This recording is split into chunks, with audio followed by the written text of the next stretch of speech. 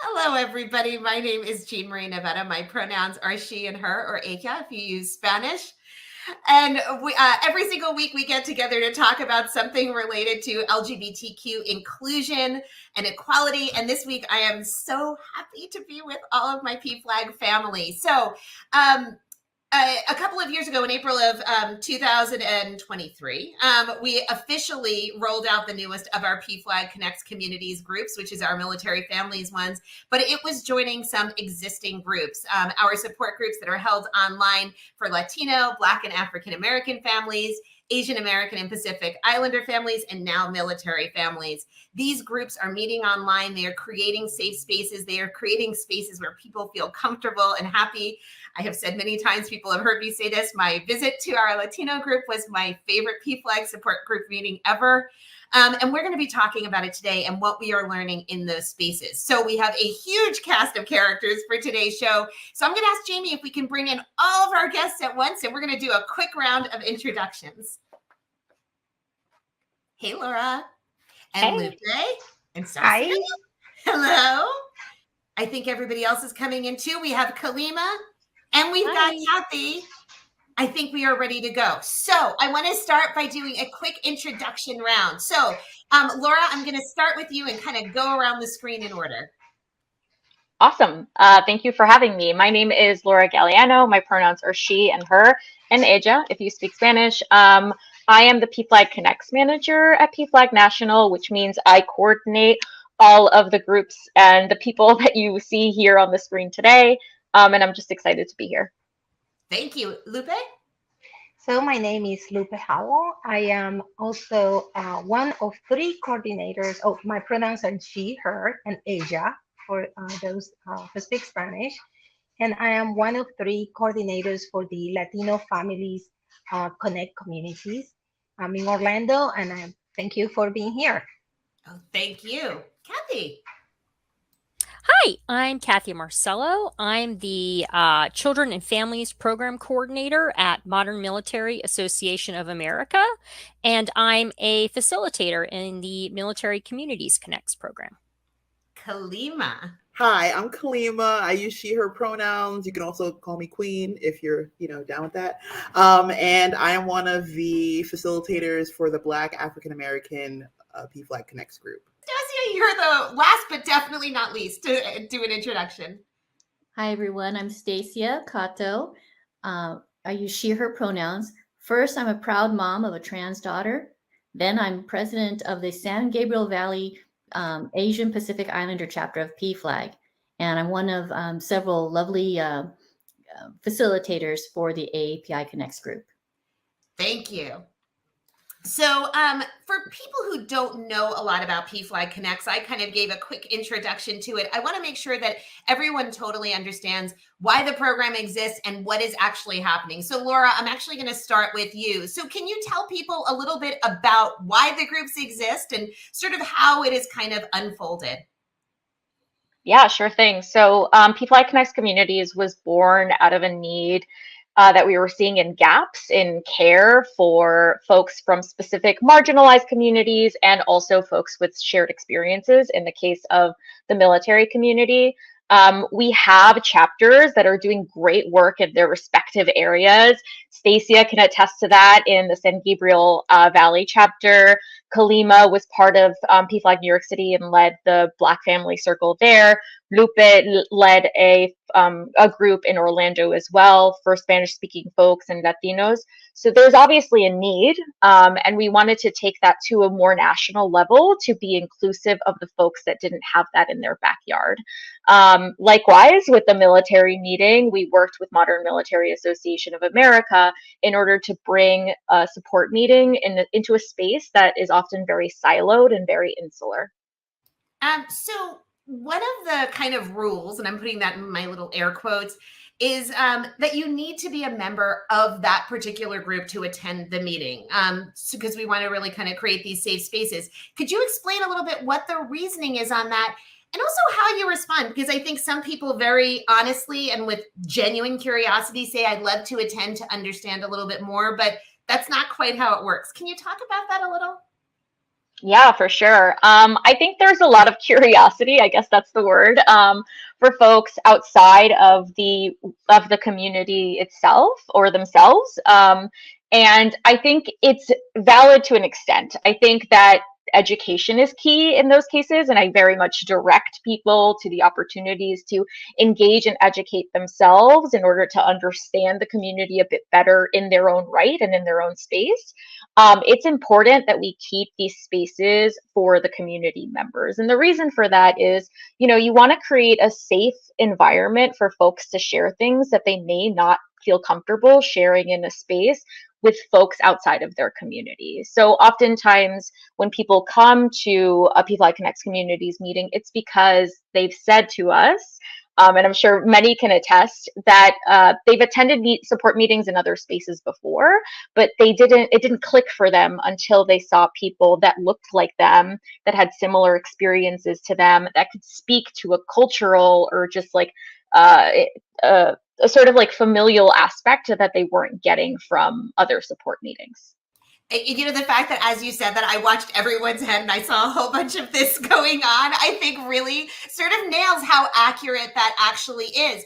So I would love to hear a little bit from some of the support group leaders. So you all have very firsthand experience about why these groups are so important for families and what is going on in these spaces. So I would love to hear from each of you. And this time I'm going to reverse the order and start with Stacia, because I'm keeping it fresh here. And I want to keep everyone on their toes. Could you talk a little bit, just sort of a brief blurb about why you think these spaces and these kinds of meetings are so effective and so important? And Stacia, this time we're starting with you. Sure, thank you. At least in my case, when I first came to the San Gabriel Valley chapter, which is already dedicated to Asian Americans, it was so helpful to see Asian faces and hear their stories about how they navigated with their families and our particular cultural values. And I think that, kind of echoing what Laura said, it's so important to keep the space for the particular community, because it's so important to communicate to them, they're not alone. We're just like you. And I think that really helps to facilitate the ease of communication. You have to be a little more vulnerable, and it's hard to be unless you feel safe enough to be. Yeah, and these spaces really create that safety so you can do that. I'm going to go with Queen. Would you like to talk about the answer?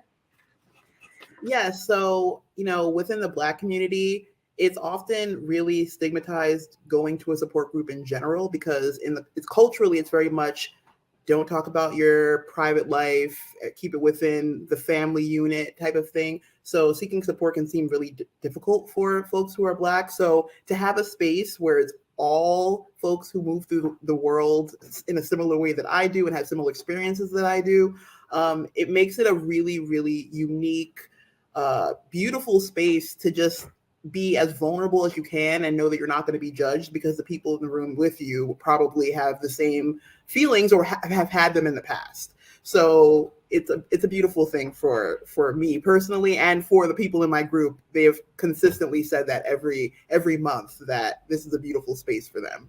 Oh, I love hearing that. And I love knowing that that space is so now well established that people know they've got this home to come back to every single month. And that excites me. Cathy, tell me a little bit about your experiences in your group. You are the newest of the groups. So we are not defined by race or ethnicity like the other groups, but I think Laura would tell you that we are often speaking a completely different foreign language. So we will dip into a series of acronyms and you can see Laura's face glaze over. So I would just echo what everyone is saying. There is nothing like being with your peers who understand exactly what you're going through. Military families have a whole subset of unique circumstances that it really benefits us when we can be in a room together sharing our experiences. So everybody knows military families move a lot every 2 to 3 years. So having a group that moves with you, you don't have to start from zero every time you move, is really invaluable. Military kids have to choose to come out or not come out every 2 to 3 years. I think that can be different from someone who has lived their whole life in one place. Another thing is you're often dealing with single parenting where one parent is deployed to a combat zone. It's a whole unique set of stressors. In my own case, my child transitioned while my husband was deployed to a combat zone, and we had the conversation over Skype. And I've been in traditional support groups, and they just didn't get it. And so being able to share that with people who have been through similar experiences has just been invaluable. Thank you. And thank you for that lens. There were pieces of this that I don't think, because it's outside of my experience, I didn't even consider. And already I think I'm beginning to understand more. Lupe, Dime, what is going on in your group and why do you think it's so important? Well, like all the other groups, we having the shared background and cultural experience brings us all together, and we're able to feel sharing our experiences and see in each other's stories, part of our own stories. For us, having the ability to have the group speaking in our native tongue, speaking Spanish, that is an invaluable experience because it brings a closeness, a different dynamic to the group that is not on a regular PFLAG meeting. And having, the Latin community, like many other communities that are minorities, we don't share very openly, especially LGBT kind of issues.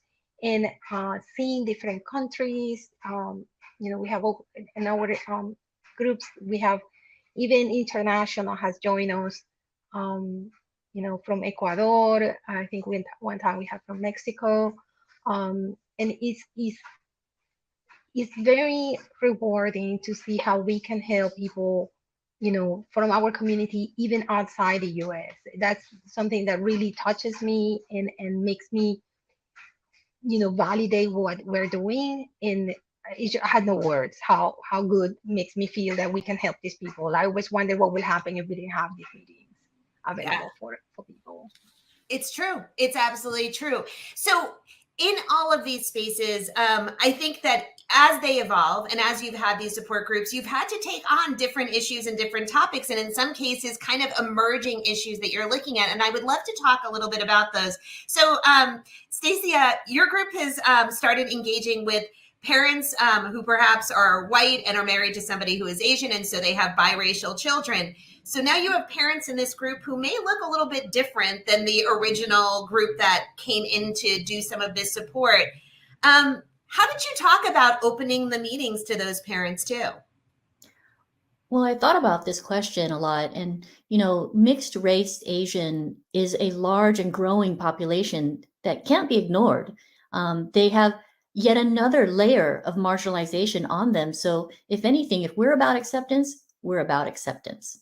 And so we also have been accepting, like you said, mixed race families where even sometimes it's the Caucasian parent who attends and not the Asian parent.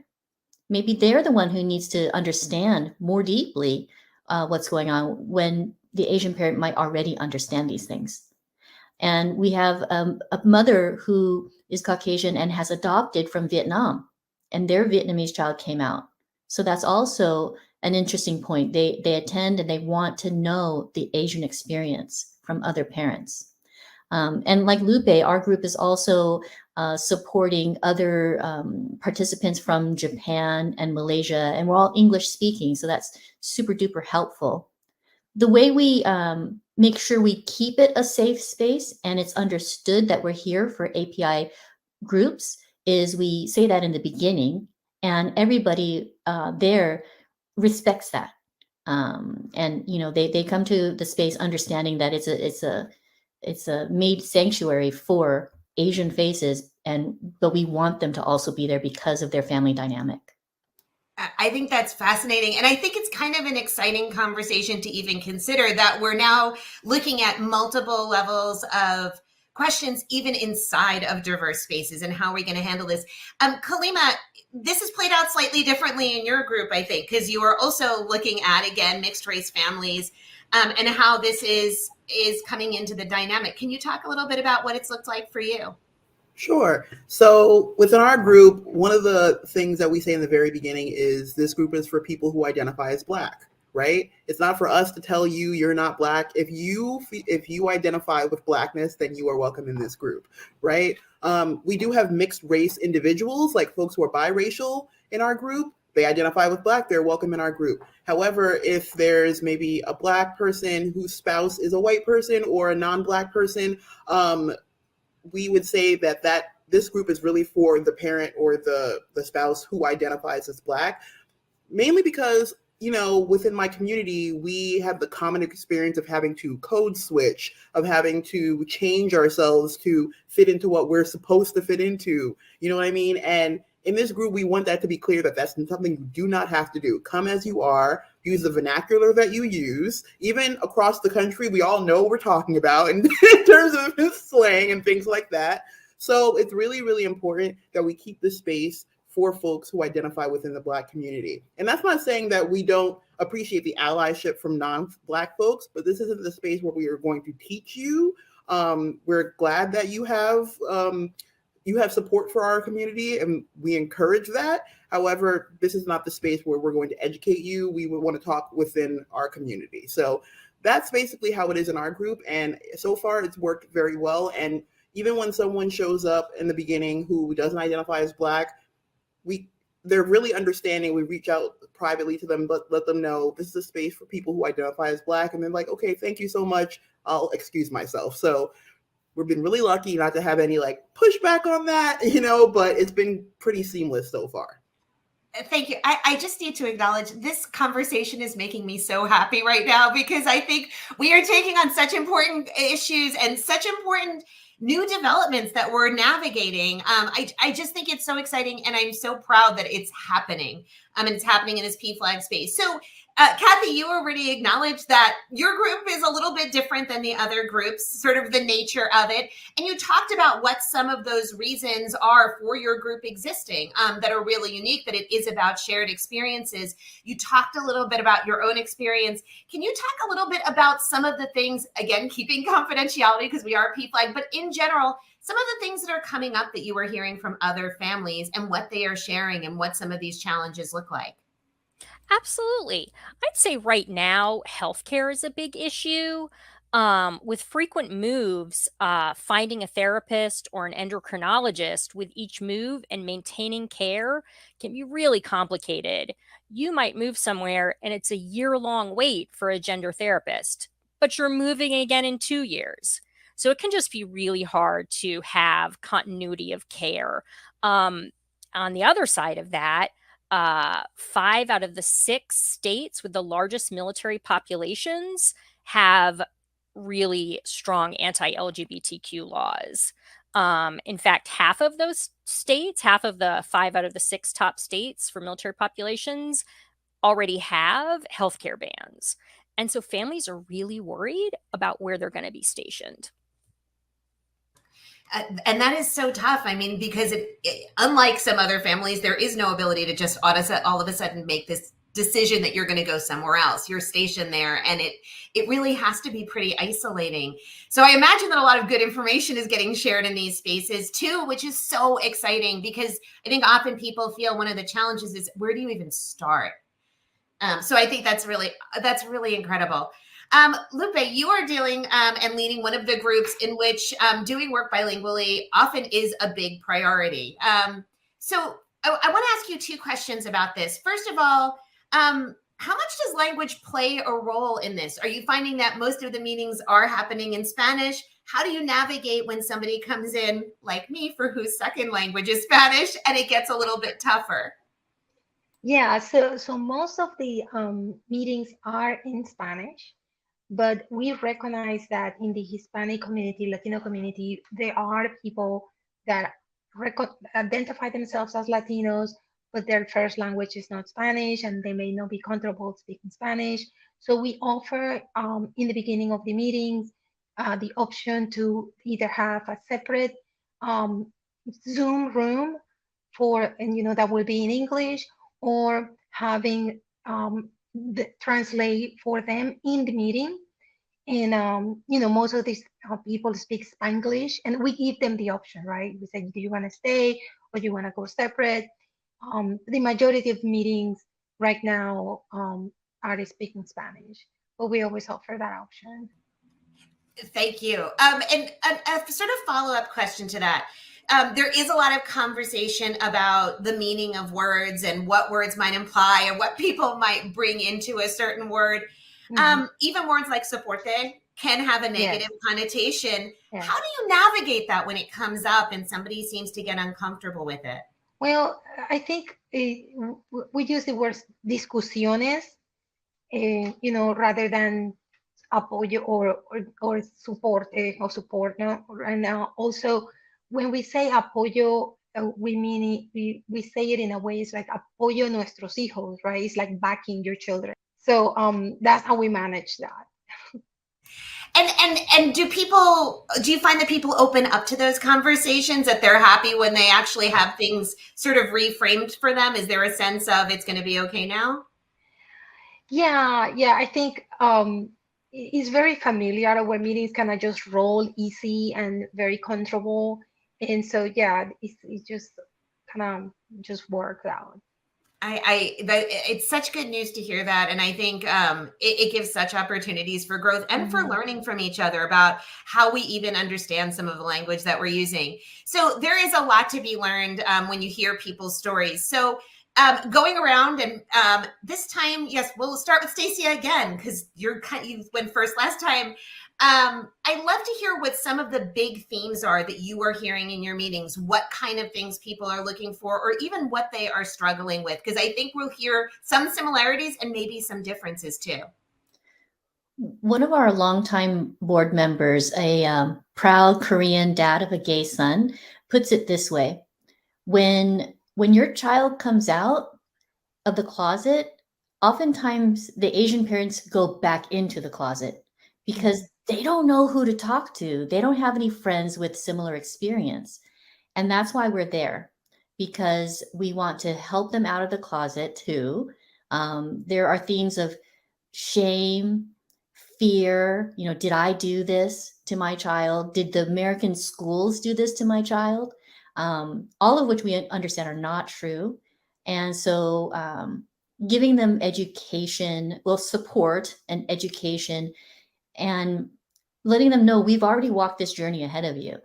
So oftentimes, we just had a new Chinese mother come through from New Jersey, and she shared with me later, I have such discomfort when I'm hearing my friends talk against transgender people, but already in just a few moments with you all, I feel at ease and comfortable again. I found my people. And I said, I'm happy to talk with you anytime. Oh, wait, it doesn't get better than that. Like, that you've totally done your job. Like when you hear stuff like that.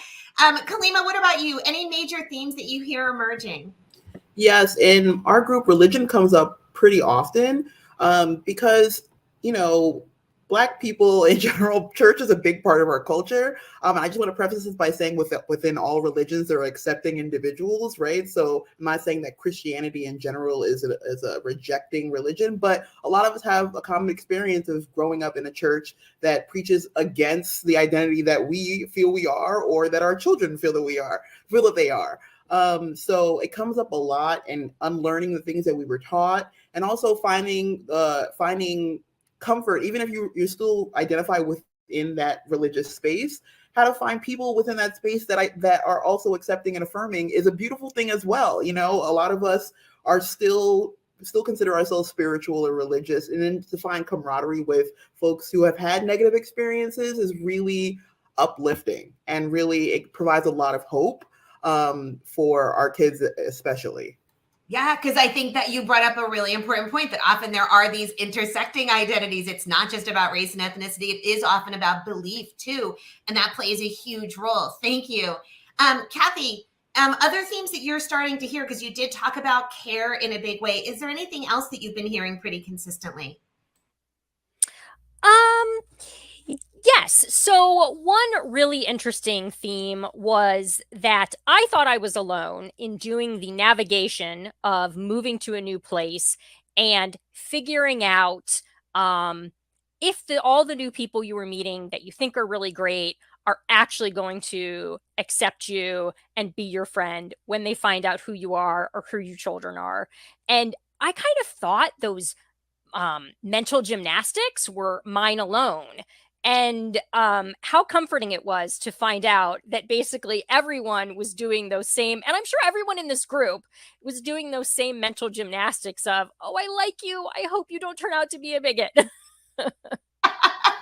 I'm laughing because as you said it, I'm like, oh my gosh, how many times have I done that too? I think and especially when we are in these spaces that are so important to us because they're so much a part of our identity, like you really want to know it.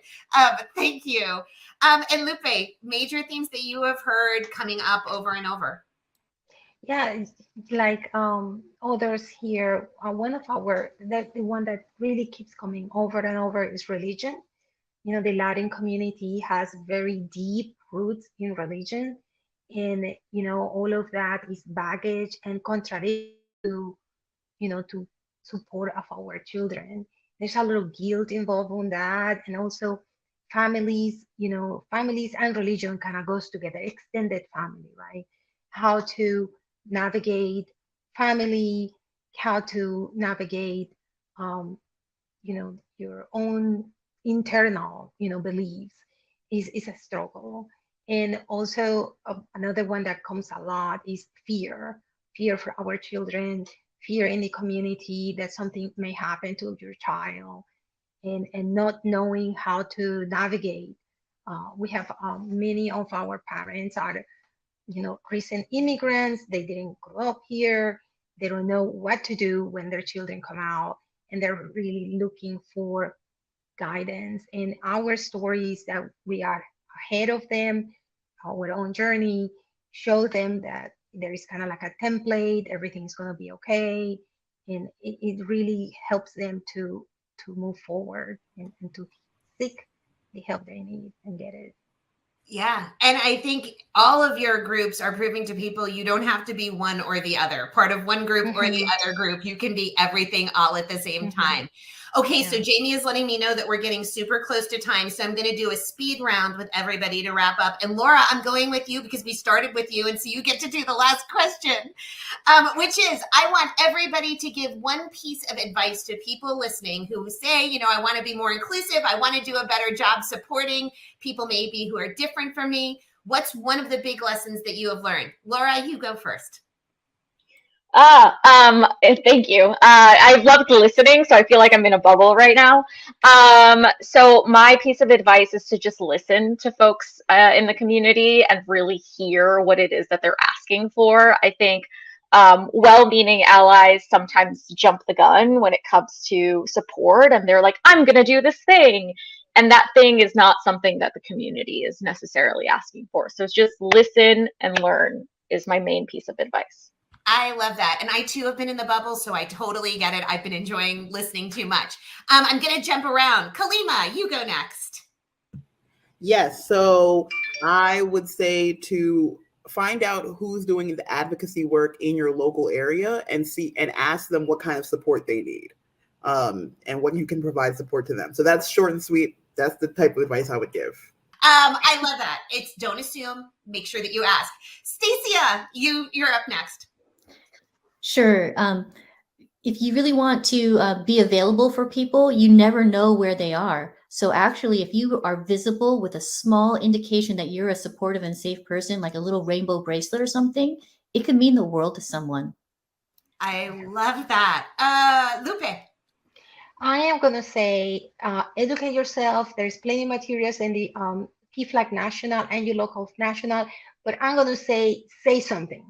If you hear stereotypes coming up about LGBT community, say something, say anything, say love is love, say how would you feel if your son was gay or a member of LGBT? How would you feel if you were LGBT? And that kind of comment comes around. Do not give a pass to bigotry and break the stereotypes. I love that. Don't be quiet. Don't be silent. No, we cannot afford it anymore. No. No, we can't. We never could. And now we really, really can't. Cathy, you get the absolute last word on this one. Okay, I'll be really fast. I just want people to understand that the military is not a monolith. We reflect the diverse background of America itself. So when you're thinking of the troops, we don't fit that picture that you might have the stereotype. We are all. And then I just want you to know that that diverse population of the military, half of them are living in states with anti-LGBTQ laws. And it's hard. Yeah, and it's going to probably get a lot harder. Thank you all. I have to tell you, this was one of my very favorite conversations that we have ever had. It has brought me so much joy, and I'm hoping that it is bringing joy to people who get to see this. Thank you all for everything that you are doing. It is literally life-saving work, and I'm really, really grateful to you. And I actually hope I'm going to get to bring you all back so we can talk about more things that we've learned another time, because there's so much wisdom here. Thank you, thank you, thank you for joining us. Bye, everybody. Bye. And I am, of course, overtime as always. So I am going to wrap up today's show, which is, first of all, thank you for sticking around for an extra 3 minutes for an incredible conversation.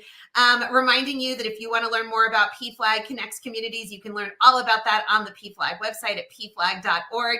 And please join us again next week for another great show. Until then, please take our advice that we give you every single week, which is reminding you to run fast, laugh hard, and most of all, please be kind. We'll see you next week on Something to Talk About Live.